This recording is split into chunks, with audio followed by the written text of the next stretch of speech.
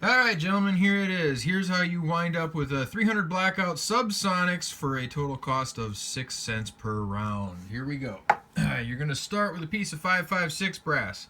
Now, you could just go out and buy 5.56 brass, but, most of us, if you have any friends at all, you've got several of them that shoot ARs, most of which are chambered in 5.56, and most of those guys don't need their brass when they're done. So if you ask around, if you have any friends at all, you can usually scrounge up some free 5.56 brass. You're going to chop that down by whatever means you prefer. Buzz that off, cut off the shoulder and neck, and you're going to wind up with a straight piece of brass, just like that. Lube that, run it into your sizing die, and you've got a piece of 300 Blackout brass that just needs to be trimmed for length. Deburr it, trim down the length, knock off the burrs again with one of these guys.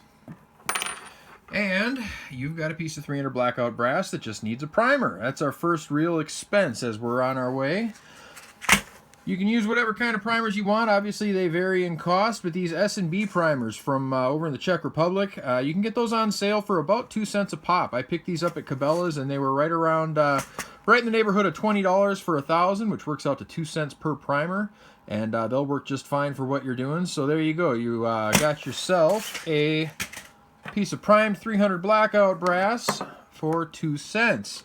Just stick it in there. If you're using a hand primer, whatever means you want. Pop a primer in, and you're ready to rock. Next thing we need is a projectile.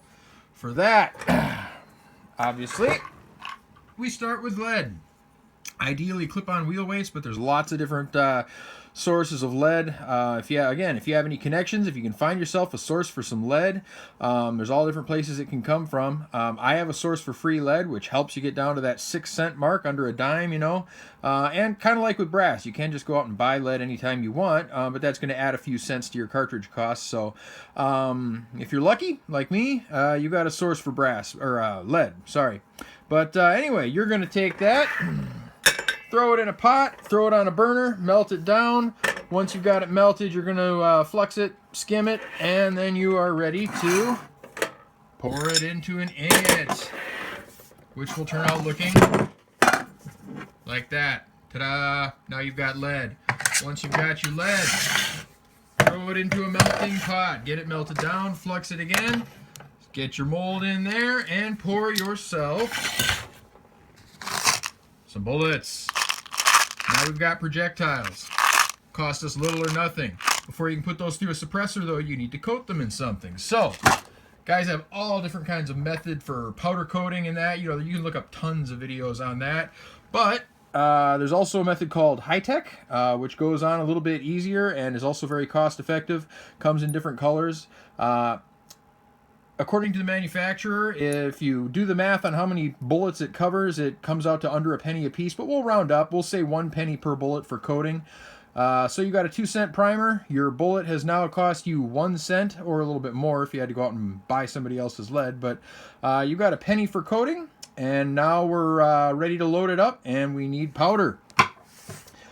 So, H110 is a good choice. It's pretty economical. This stuff cost me 23 bucks. So if you do the math, roughly 8 grains of powder, it'll vary a little bit, but that works out to about 3 cents at that rate. So you've got a 2 cent primer, you've got about 1 cent worth of bullet coating, and you've got about 3 cents worth of powder. You're going to take the powder, stick it in your brass, seat your bullet, and you wind up with a 300 Blackout Subsonic, ready to go through your suppressor, won't let it up, for 6 cents. And they come in all different pretty colors. As you can see, this is just your basic Lee 230 grain Spitzer for plinking or, target practice, what have you. If you really want to get fancy and you get a mold from NOE or somebody else who makes a hollow point mold, you can even make a hollow point expanding subsonic that you could use for a little more effective hunting and stuff like that.